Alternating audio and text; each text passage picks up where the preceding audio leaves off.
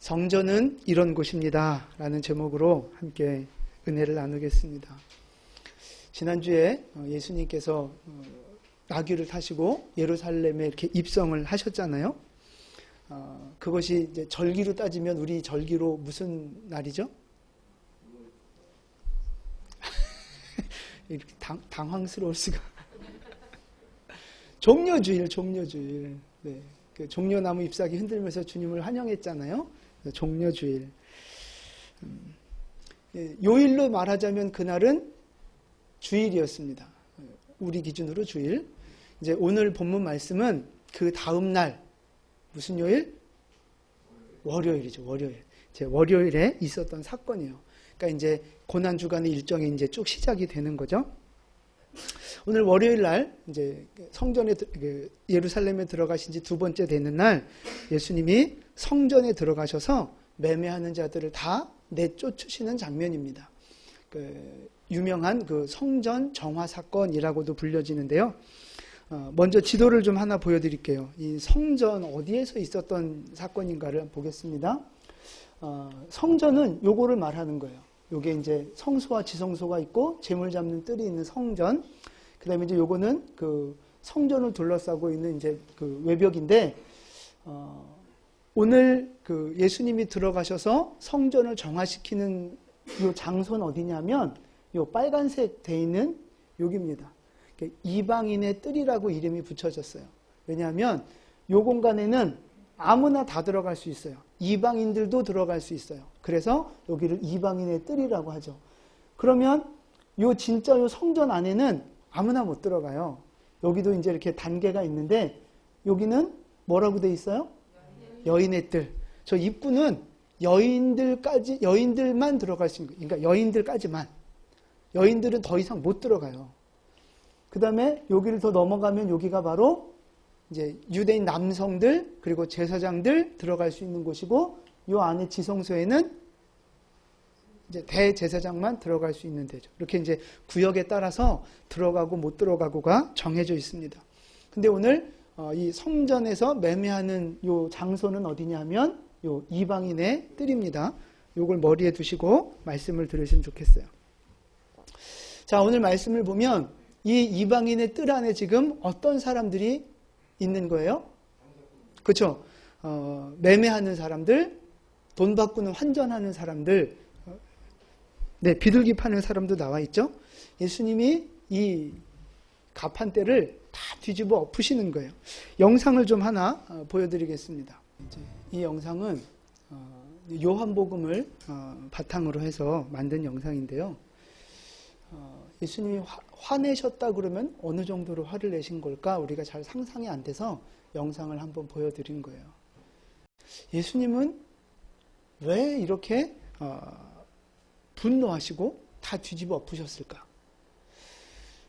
그걸 생각하기 이전에 먼저 우리가 생각해야 될 게 뭐냐면 이 성전 안에 도대체 왜 매매하는 자들이 있었고 돈 바꾸는 자들이 있었고 왜 예수님은 그들을 향해 분노하셨는가? 이거를 풀어가야 되는 거예요. 지금 예수님이 예루살렘 성에 입성하신 요 때가 절기로 말하면 언제쯤이라고 말씀드렸죠?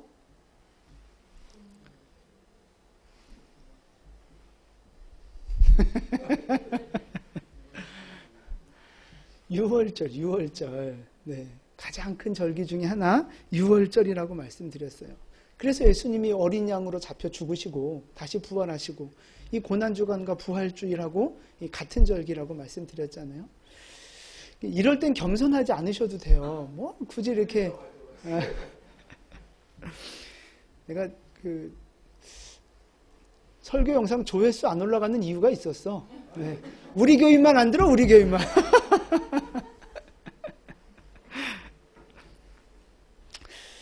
유월절입니다. 그래서 이 유월절 3대 절기 중에 하나인데 이때는 전 세계에 흩어져 있던 유대인들이 다 예루살렘으로 모이는 거예요. 그래서 이제 순례자들이라는 말을 그때 쓰는 거죠.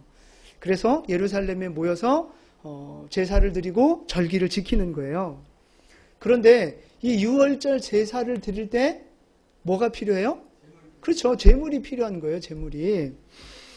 양이나 소나 염소, 가난한 사람은 비둘기, 이런 재물들이 필요한 거예요.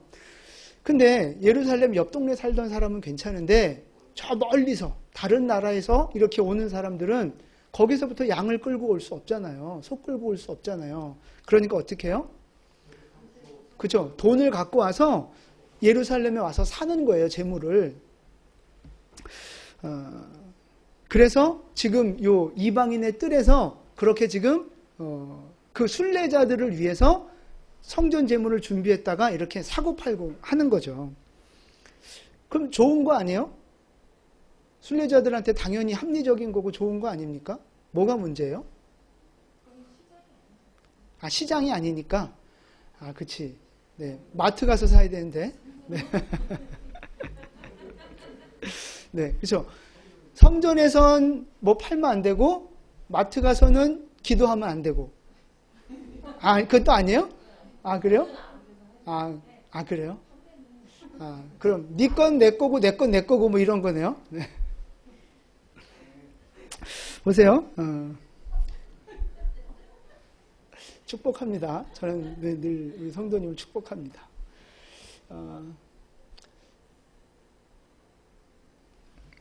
장사꾼들이 그 재물들을 가지고 와서 순례객들한테 이 재물을 파는데 성전에 자기 마음대로 아무나 막 들어와서 팔고 싶은 사람 다 팔면 되겠어요? 그렇게 하는 게 아니라고요. 성전을 누가 관리해요? 그렇죠. 레위인들, 제사장들이 관리하는 거예요. 그럼 거기 들어와서 팔려면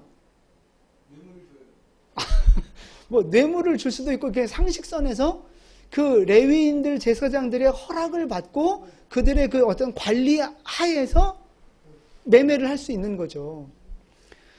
그럼 속칭 말하는 뭐가 필요해요? 뭐요? 뭐 백도 필요하고 백이 필요하려면 또 뭐가 있어야 돼요? 그죠? 이제 소위 말하는 자릿세가 있어야 되는 거예요. 자릿세가. 백을 쓰려면 뇌물도 있어야 되는 거고. 제사장들이 아무나 가서 마음대로 장사하십시오 안 한다고요. 자릿세를 받는다고요. 또 어떤 문제가 있느냐면 자기가 그 기른 재물을 이렇게 가지고 와도 검사를 하는 거예요. 이게 흠이 있는 재물인가 아닌가. 검사를 해서 흠이 있으면 탈락을 시키는 건데 멀쩡한 것도 탈락을 시키는 거예요. 왜요? 그죠? 여기서 살아 이거지. 여기서 살아. 그래서 멀쩡한 것도 트집을 잡아서 탈락시키고 우리가 제사를 위해 준비한 여기 이 성전에서 살아 그러는 거예요. 그러면 당연히 성전 할인 들어가겠죠? 특가 세일? 아니죠. 프리미엄이 붙는 거죠, 오히려. 그래서 더 비싸게. 그래서 자료를 보면 비둘기는 어떤 사람들이 드리는 재물이에요? 아주 가난한 사람들이 드리는 재물이란 말이에요. 근데 그 비둘기 값이 시중에 80배까지 팔렸다는 기록이 있어요. 80배. 이 날 강도죠, 강도. 그러니까 예수님이 강도의 소굴을 만들었다고 말씀하시는 거예요. 그리고 환전도 마찬가지예요. 환전. 환전은 모든 유대인 남자들은 뭐를 내야 돼요? 성전세네요. 성전세. 기억나시죠? 지난번 설교한 거? 뭐 지난주 것도 생각이 안 나는데 뭐 생각 나겠어? 성전세를 얼만큼 내야 돼요? 얼만큼? 자기 월급만큼? 할렐루야. 우리 집사님 월급은 반세겔이죠? 반세겔. 그러니까 이틀치 노동자 임금 정도를 1년에 한 번 의무적으로 내야 돼요. 그래서 베드로가 왜 물고기 입에서 그거 건져갖고 했잖아요. 그 반세겔을 세금으로 내야 되는데, 성전세로 내야 되는데, 아무 돈이나 낼 수 있는 게 아니에요. 그러니까 그 당시 일반적으로 통용되던 화폐가 뭐겠어요? 로마 화폐죠. 로마 시대였으니까. 그 로마 동전을 가지고 화폐를 가지고 성전세를 내면 안 돼요. 성전세는 반드시 유대 화폐 세겔로 내야 되는 거예요. 세겔로. 그러니까 로마의 돈을 갖고 있다가도 성전세를 낼 때는 환전을 해서 세금을 내야 되는 거예요. 그러면 환전해 줄 때 그냥 공짜로 맞바꿔 주는 거예요? 뭐가 들어가요? 수수료가 들어가요. 환전 수수료가 들어가는 거예요. 그러니까 이런 모양 저런 모양으로 지금 이 레위인 제사장들 장사꾼들이 결탁이 돼가지고 백성들의 고혈을 빨아먹는 거예요. 네, 하나님의 이름을 팔아서 거룩과 종교와 믿음이라는 그 명분하에 백성들을 착취하고 있는 강도짓을 하고 있는 거라고. 강도짓을. 그러니까 예수님이 만민이 기도하는 집을 강도의 소굴로 만들었다고 막 분노하시는 거예요. 근데 여러분 아까 그 영상을 다시 한번 잘 생각해 보세요. 예수님 원래 성품이 어떤 분이세요? 우리가 알기로 온유하시고 또 사랑이 충만하시고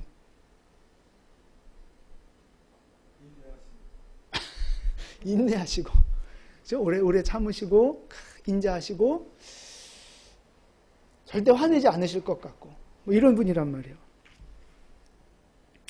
근데 오늘 그 예수님이 아까 영상에서 실제 그렇게 했는지 모르지만 미친 듯이 막 돌아다니면서 탁 뒤집어 엎는다고. 그럼 제가 만약에 예배 똑바로 드리라고 그러면서 막 다 뒤집어 엎어요, 여러분. 그냥 영화나 옛날 이야기를 생각하지 마시고 진짜 내 눈앞에서 그렇게 벌어진다고 한번 생각을 해보세요.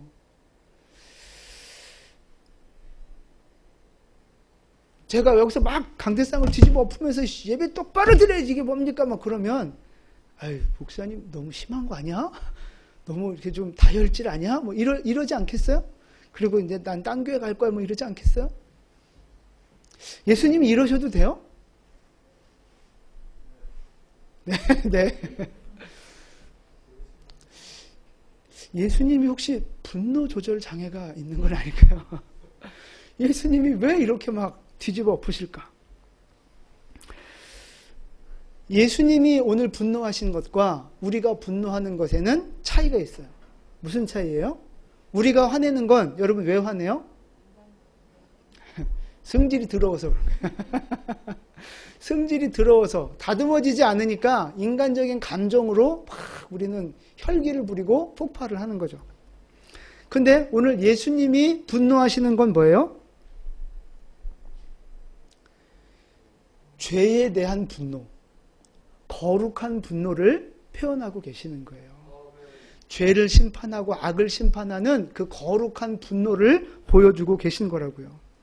만민이 기도하시는 거룩한 하나님의 집을 강도의 소굴로 만들었으니 하나님의 말씀이 무시되고 하나님의 영광이 짓밟히는 그것에 대한 분노로 지금 이렇게 다 뒤집어 엎으신다고요. 그러니까 다시 얘기해서 예수님이 이렇게 분노하시고 막 뒤집어 엎으시는 이 마음 중심에 뭐가 있어요? 그쵸. 사랑이 있는 거예요. 사랑. 하나님을 끔찍하게 사랑하는 그 사랑이 오늘 이런 엄청난 분노를 만들어 냈다는 것입니다. 우리 사람도 그렇잖아요. 우리 여러분들도 그 연애할 때는 뭐라 그래요? 너 없으면 못 살아 그러잖아요. 너 없으면 못 살아. 어떻게든 막 같이 붙어 있으려고 막 그러잖아요. 근데 결혼하고 좀 시간이 지나면 너 때문에 못 살아 그러잖아요. 너 때문에 못 살아. 그리고 막 살만 닿아도 막 어우 징그러 막 이러고. 우리 교회는 안 그러시죠? 사랑의 깊이가 깊을수록 그것이 나중에 미움과 증오가 되어지면 주체할 수 없는 미움과 분노로 커지는 거예요. 사랑의 깊이만큼 미움의 그 크기가 커지는 거죠. 오늘 예수님이 이렇게 미친 듯이 분노하는 이유는 그만큼 하나님을 사랑했기 때문에 그런 거예요. 사랑한 만큼 분노하는 거예요.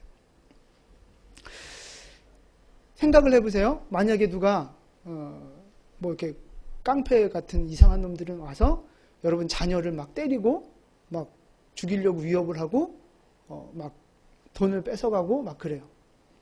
아니면 여러분의 부모를 나쁜 놈들이 와서 막 사기치고 막 때리고 여러분의 집에 막 마음대로 들어가서 물건들을 막 가져가고 다 때려 부시고 그렇게 한다고 생각해 보세요.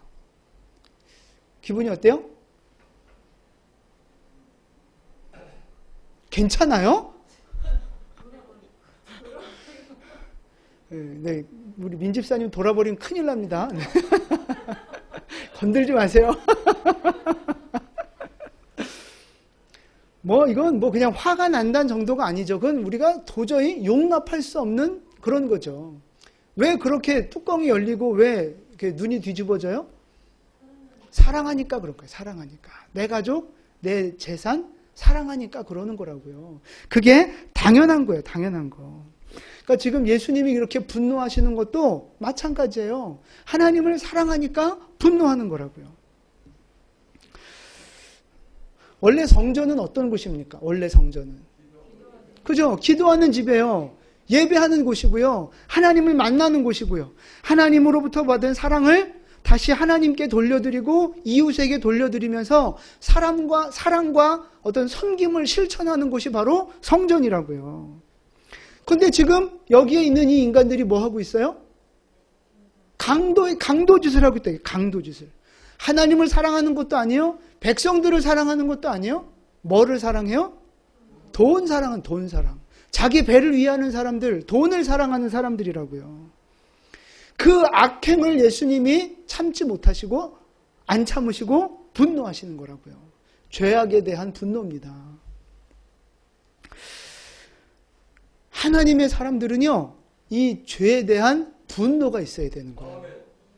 죄악에 대한 거룩한 분노가 우리에게 있어야 하는 겁니다. 하나님의 말씀이 멸시당하고 교회가 더럽혀지는데 분노하지 않는다? 그게 하나님의 사람이라고 할 수 있겠어요? 하나님의 나라가 회방을 받고 무너지는데 분노하지 않는다? 그럼 그게 하나님의 사람들이라고 할 수 있겠냐고요.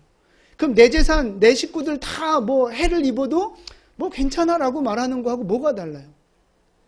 하나님의 나라가, 하나님의 교회가, 하나님의 백성들이 억압을 받고 핍박을 받는데 아무렇지도 않다? 말이 안 되는 거라고요. 하나님을 사랑하는 사람은 악에 대해서 분노하게 돼 있다고요. 지금 우리나라도 나라의 상황을 보시면 마찬가지예요, 여러분. 우리나라가 대한민국이 건국될 때 이승만 대통령에 의해서 기독교 국가의 가치관을 가지고 시작을 했다고요. 그래서 처음 국회를 시작할 때 단상에서 헌법책을 올려놓고 그 위에 이승만 대통령이 성경책을 올려놓고 기도하고 예배하면서 시작했다고, 이 나라가.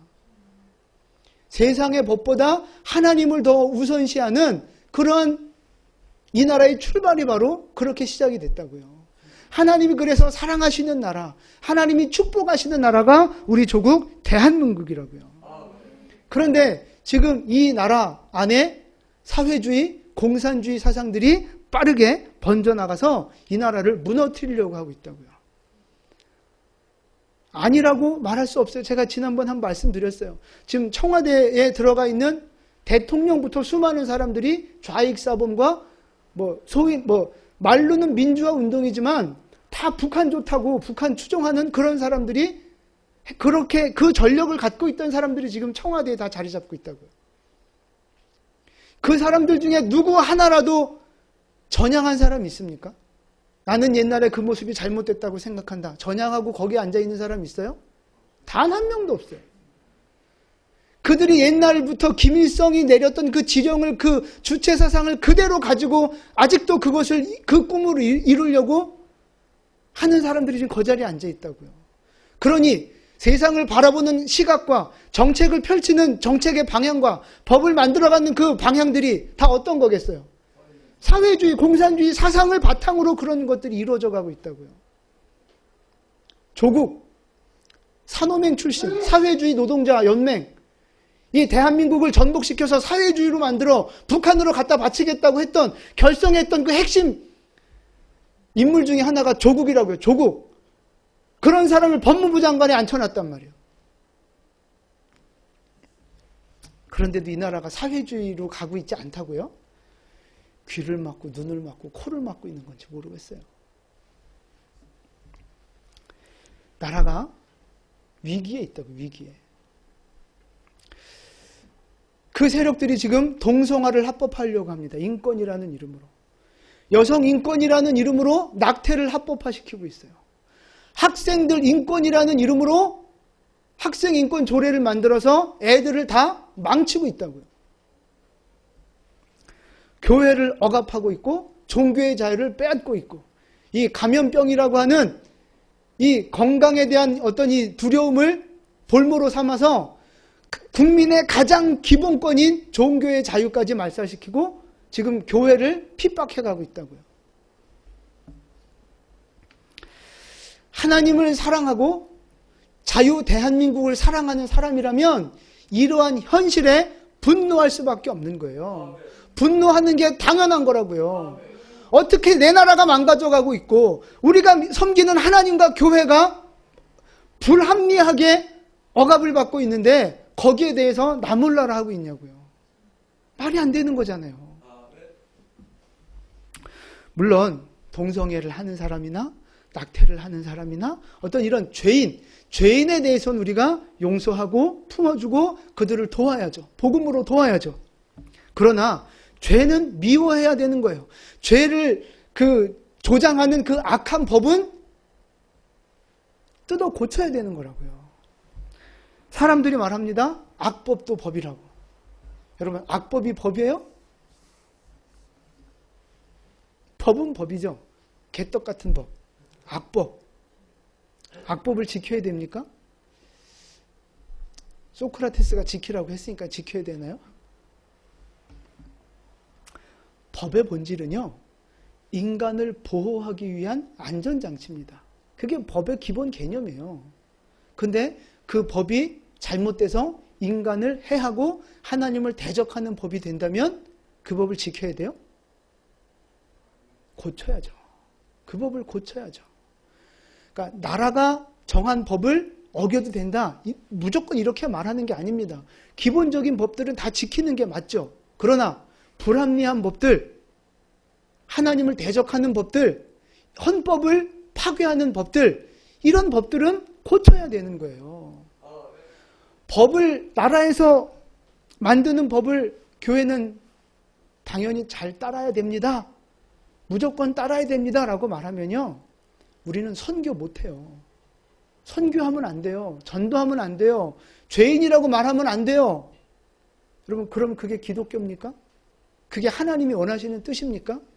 나라 세상법 안에 갇혀서 복음이 전진하지 못하는 게 그게 하나님의 뜻입니까? 아니라고요. 원래 이 나라법은 교회를 방해하지 못하게 만들었다고요. 그게 미국에서 만든 헌법이라고요. 헌법. 그 헌법을 우리나라가 갖고 와서 그대로 적용을 시켰다고요. 그게 바로 정교분리라고요. 정교분리. 세상 권력은 교회를 간섭하지 마라. 교회가 마음껏 전도하고 마음껏 예배하고 마음껏 집회하고 마음껏 선교할 수 있도록 언론의 자유, 표현의 자유, 이동의 자유, 법인 설립의 자유, 이런 걸 마음껏 허락하고 간섭하지 마라. 이게 헌법의 기본 정신이라고요. 근데 지금은 그런 걸 다 무시하고 교회만 잡아 죽이려고 하거든요. 교회만 잡아 죽이려고. 이인영 지금 통일부 장관이 그랬어요. 4.15 총선 전에 이번 총선이 끝나면 종교 패권을 다시 개편해야 된다. 종교 손을 봐야 한다 그랬단 말이에요. 집사라는 사람.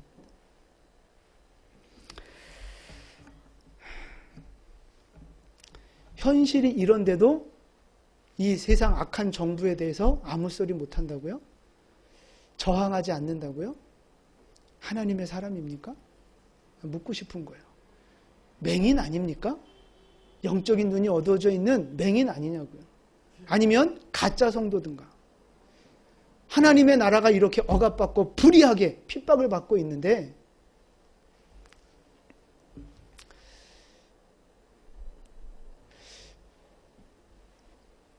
이런 얘기 안 하려고 그랬는데 자꾸.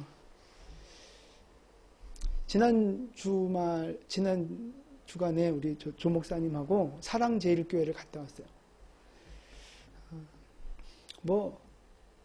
사랑제일교회를 바라보는 시각은 다 다를 수 있어요. 저도 충분히 그분들의 반대하는 사람들의 생각을 이해할 수 있어요. 근데 분명한 건 뭐냐면, 이거 앞뒤 다 떠나서 지금 거의 현실은 뭐냐면, 법이 무시되고 절차가 무시된 채로 교회가 테러를 당해서 무너지고 성도들이 폭행을 당하고 난리가 아니라는 거예요, 지금. 중간의 과정, 뭐 언론에서는 100% 다 사랑제일교회가 잘못했다고 나오는데 글쎄요, 믿으시려면 믿으시고.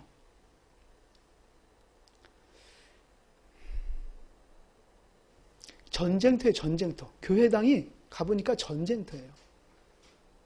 분명한 건 불법적으로 주님의 몸된 교회가 부서지고 방화를 당하고 엄청난 피해를 지금 입고 있다는 거죠.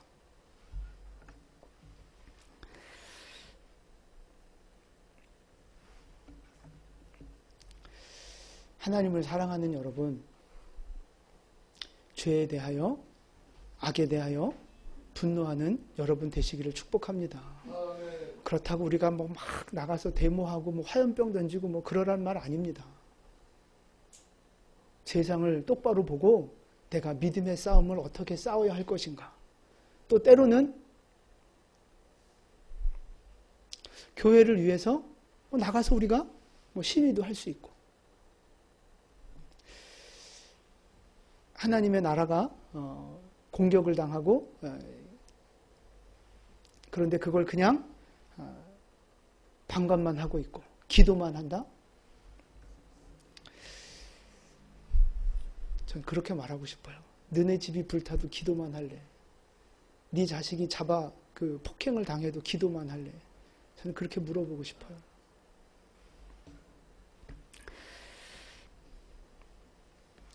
하나님을 사랑하십니까? 아니면 돈을 사랑하십니까?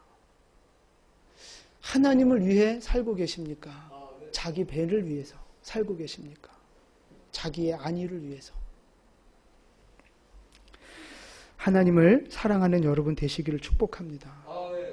하나님을 사랑하셔서 죄와 싸우고 악과 싸우고 하나님의 거룩함으로 승리하는 여러분 되시기를 축복합니다. 뭐 사랑제일교회가 100% 다 잘했다, 뭐 잘 모르겠어요. 내막은 저 자세히는 잘 모르겠어요. 저도 지금 이렇게 자료를 찾아보고 있는 중인데 정확한 팩트는 잘 모르겠어요. 근데 지금까지 언론에서 해왔던 행태들을 보면 그들의 말을 고지고대로 들을 수 없어요. 이번에 그 교회에서도 뭐 화염병을 던지고 화염방사기를 뭐 준비해서 쐈다? 제가 가보니까 말도 안 되는 개소리예요. 화염병을 던져서 저 한 10m 높이에 있는 천막을 어떻게 태웁니까? 구멍을 어떻게 냅니까? 화염병을 던져서. 말도 안 되는 소리라고요.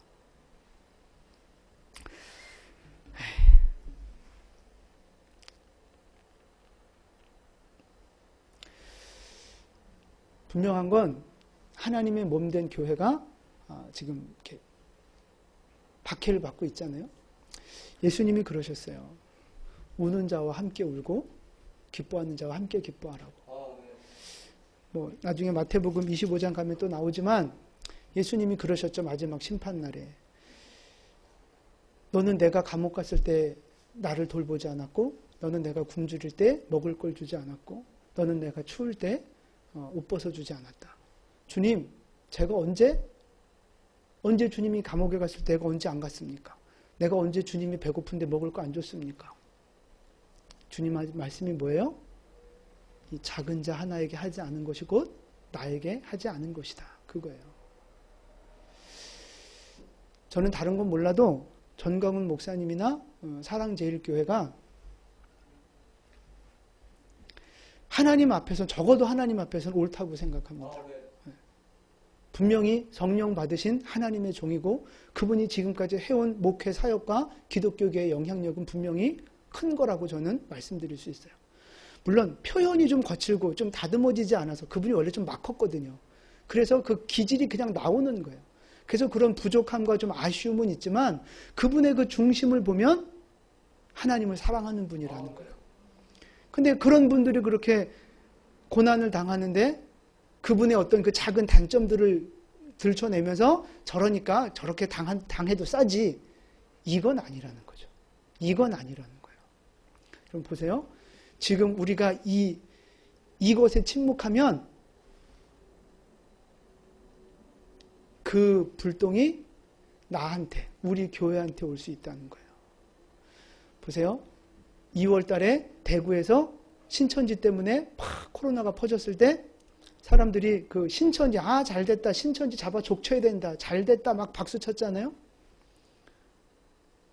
근데 그게 결국 어디로 와요? 교회로. 결국은 종교 탄압으로 오는 거라고요. 교회들이 예배 못 드리게 하면서 하나둘 막 문 닫게 하고 폐쇄시키고, 지금 이런 것에 대해서 한국 교회가 침묵했잖아요. 결국 그게 어떻게 퍼져가고 있어요? 처사랑제일교회 같은 사태가 벌어지고 있는 거예요. 저기에서 끝나겠습니까? 이 정부에 대해서 반대하는 모든 교회들을 다 잡아 족치기 시작할 겁니다. 교회가 기도하지 않고 연합하지 않으면 저기서 끝나는 게 아니라고요. 그것이 반드시 우리 교회로까지, 한국 교회로까지, 여러분의 신앙생활까지 그게 영향을 미치는 거라고요. 그래서 하나님을 사랑하는 사람들이 일어나야 되는 거예요. 하나님을 사랑하는 사람들이 일제시대 때 이 나라 독립을 위해 싸웠고요. 하나님을 사랑하는 사람들이 6.25 때 이 나라를 지켰고요. 하나님을 사랑하는 사람들이 이 나라를 어려움에서 여태까지 건지며 왔다고요. 하나님을 믿는다는 그냥 종교인으로 여러분 끝나지 마시고, 하나님을 사랑하셔서 이 어둠의 시대를 이기고 승리하는 여러분 되시기를 축복합니다. 더 이상 악에 대해서, 죄에 대해서 나랑 상관없다고 방관하지 마시고, 하나님을 사랑하는 그 마음으로 다시 일어서는, 깨어 기도하는, 그래서 교회를 지키고 하나님의 나라를 다시 세워가는 여러분 되시기를 예수님의 이름으로 축원을 드립니다. 아멘. 두 번째 말씀입니다. 우리 13절 말씀이에요. 13절 함께 봉독하겠습니다.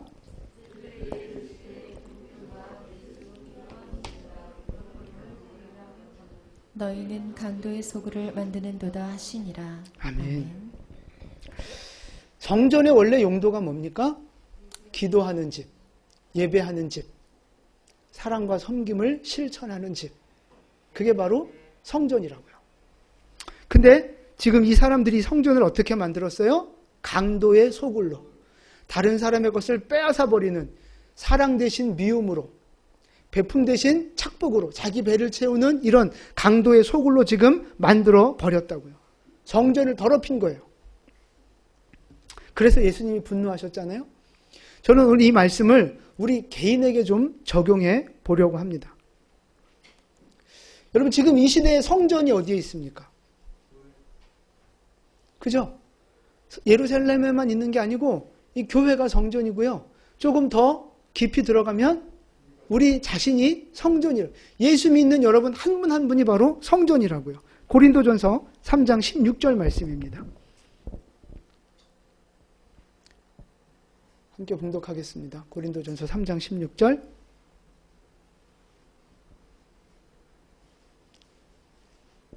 너희는 너희가 하나님의 성전인 것과 하나님의 성령이 너희 안에 계시는 것을 알지 못하느냐. 아멘. 우리 몸이 성전이라는 거예요. 성령님이 내 안에 계시니 우리 몸이 이미 성전입니다. 그러니까 성전된 내 몸은 어떻게 해야 되는 거예요? 고린도전서 6장 20절입니다. 성전된 내 몸 어떻게 해야 되는가? 값으로 산 것이 되었으니 그런즉 너희 몸으로 하나님께 영광을 돌리라. 아멘. 성전은요, 하나님 앞에 영광을 돌리기 위해 세워진 거예요. 주님이 임재하셔서 그곳을 통해 영광 받으시는 곳, 그게 성전이라고요. 근데 우리 몸을 성전이라고 하셨어요. 주님이 내 안에 임재해 계시니까 내가 성전이 됐어요. 그러니까 이제 내 몸으로 뭐 해야 돼요? 하나님께 영광 올리는 인생이 되어야 한다고요. 성전은 기도하는 집이니까 성전된 나의 육체를 움직여서 기도하는 삶을 사셔야 한다고요. 성전된 내 육체를 통해 예배하는 예배자의 삶을 살아가셔야 한다고요. 성전된 내 육체를 통해서 이웃을 섬기고 하나님을 섬기는 자로, 사명자로의 삶을 살아가야 한다는 것입니다. 그것이 성전된 우리 육체를 향한 하나님의 뜻입니다. 하나님께, 너희 몸으로 하나님께 영광을 돌리라. 너희 몸으로 하나님께 영광을 돌리라. 무엇으로 영광을 돌려요? 몸으로. 우리의 육체로 하나님 앞에 영광을 돌리라 하셨어요. 신앙생활은요, 말로만 하는 게 아닙니다. 입으로 하는 게 아니고요, 생각으로만 하는 게 아닙니다. 신앙생활은요, 우리의 몸으로 하나님 앞에 영광을 돌려야 되는 거예요. 기도해야지, 전도해야지, 헌신해야지, 전도해야지, 생각으로 말로 끝나는 게 아니라고요. 내 몸을 움직여서 기도하는 자리에, 예배하는 자리에, 전도하고 섬기는 그 자리에 내 육체를 거기 굴복시키고 그곳에 밀어 넣는 것이 바로 내 몸으로 하나님 앞에 영광을 올려 드리는 것입니다. 말로만 하지 마십시오. 생각과 마음으로만 하지 마십시오. 주님, 내 마음 다 아시죠? 주님이 그래, 알아, 괜찮아, 안 해도 돼, 그러실까요? 네 몸으로 영광을 돌리라 하시는 거예요.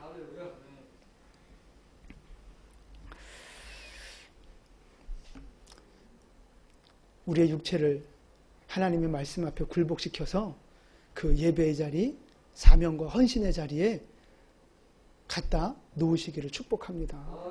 여러분, 이 자리에 나오신 거 그래서 잘하신 거예요.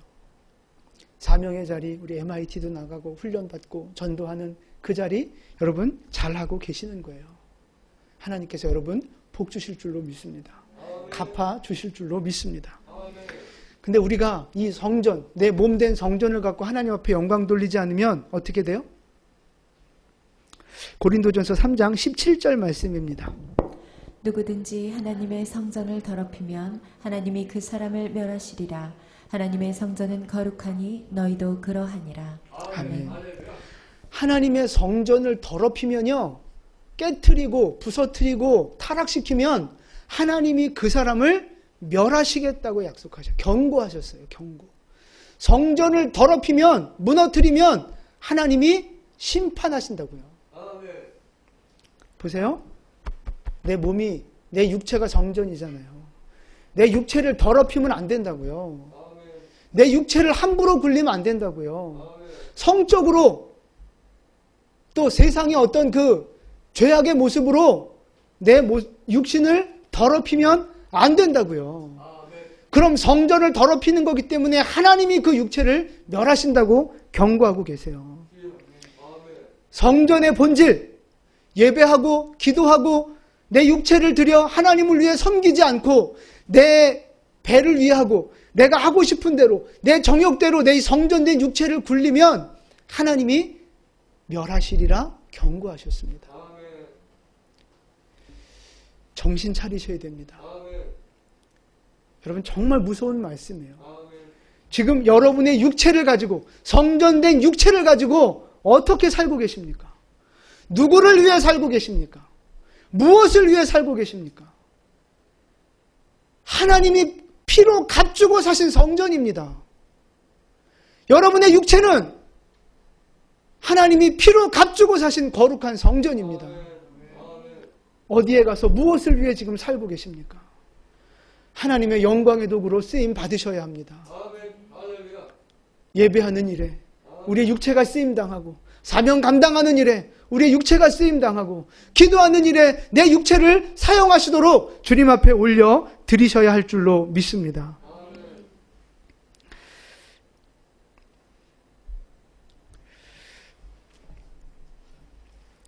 마지막 말씀인데요.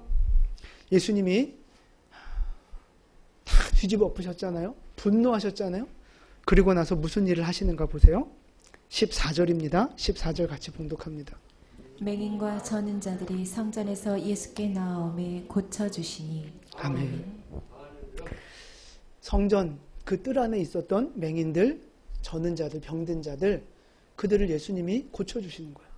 아니, 먼저 그들이 예수님 앞에 나왔다는 사실입니다. 맹인들, 저는 자들, 이 사람들 직업이 뭐였겠어요? 그죠? 성경을 보면 아마 거지였을 가능성이 많습니다. 사람들에게 멸시받고 부정하다고 저주받은 자라고 그렇게 소외받았던 그 죄인들, 맹인들, 저는 자들, 환자들, 그 사람들이 예수님이 막 뒤집어 엎으시는 걸 보고도 주님 앞에 나왔어요. 아마 예수님이 뒤집어 엎으시고 그 제사장들하고 대화하는 그 모습을 보면서 느껴지는 게 있었을 겁니다. 저분이 진짜 메시아구나. 저분이 진짜 하나님 사랑하는 분이구나. 아마 느꼈을 거예요. 그래서 주님 앞에 나왔을 겁니다. 주님은 성전 안에서 그들을 고치셨다는 사실입니다. 그런데 15절에는 어떤 인물들이 나와요? 대제사장들. 그들이 예수님이 하시는 이 일들을 보고 어떻게 합니까? 분노한다고 나와 있어요. 예수님의 그 모습을 보시고 분노하고 있습니다. 자기는 신앙생활 잘한다고, 자기는 하나님을 위해 살아가고 있다고 하는 이 대제사장들은 예수님을 향해 분노하고 있다고요. 예수님 때문에 자기 수입이 줄었잖아요. 자기 권위가 무너졌잖아요. 그러니까 분노하고 있다고요. 보세요. 이 똑같은 성전 안에 지금 두 그룹의 사람들이 있는 거예요. 자기의 연약함을 인정하고 자기의 죄를 인정하면서 주님의 은혜가 필요해서 주님 앞에 나온 사람들이 있고요. 자기가 잘난 줄 알고 하나님을 향해 화내고 분노하고 있는 사람들이 있다고요. 자기 죄를 보지 못하고 하나님을 향해 분노하는 사람들이 있어요. 왜 하나님 나한테 이렇게 하십니까? 왜 무슨 권위로 하나님 나를 이렇게 힘들게 하십니까? 하나님을 향해 원망하고 분노하는 사람들이 있다고요. 같은 성전 안에서, 같은 교회 안에서 이런 사람들이 있는 거예요. 여러분은 어떤 사람이라고 생각하십니까? 내가 죄인이고 연약하고 하나님의 은혜가 없으면 살 수 없는 그런 인생이라는 겸손한 마음으로 주님 앞에 나오고 계십니까? 아니면 주님 앞에 원망하고 내 죄는 보지 못하면서 주님 앞에 원망하고 분노하면서 따지면서 신앙생활을 하고 계십니까? 내가 지금 어떤 마음으로 신앙생활을 하든지 우리의 그 현실은 뭔지 아십니까? 우리의 현실? 우리가 바로 맹인이에요. 우리가 바로 저는 자고 병든 자고 우리가 바로 죄인이요. 우리가 바로 연약한 자요. 하나님의 긍휼이 없으면 살 수 없는 연약한 인생이 바로 저와 여러분이라는 거예요. 근데 대제사장들은 똑같은 영적인 맹인이면서 그걸 모르는 거죠. 우리가 바로, 여러분이 바로 맹인입니다. 여러분이 바로 병든 자요. 하나님의 은혜와 긍휼이 필요한 백성들입니다. 주님 앞에 나아오시면 주님이 고쳐 주실 겁니다. 이들이 예수님 앞에 나아오니까 예수님께서 고쳐 주셨잖아요. 주님은 단 한 번도 병든 자, 죄인들, 소외된 자가 주님 앞에 나오셨을 때 거절하지 않으셨어요. 외면하지 않으셨어요. 다 고쳐 주셨습니다. 다 용서해 주셨습니다. 맹인된 여러분, 죄인된 여러분, 연약한 여러분, 오늘도 이 성전에 나오셨으니 주님을 만나고 돌아가시기를 축복합니다. 주님을 만나십시오. 주님 앞에 마음의 문을 열고 믿음으로 주님 앞에 나아오십시오. 주님이 여러분을 고치실 겁니다.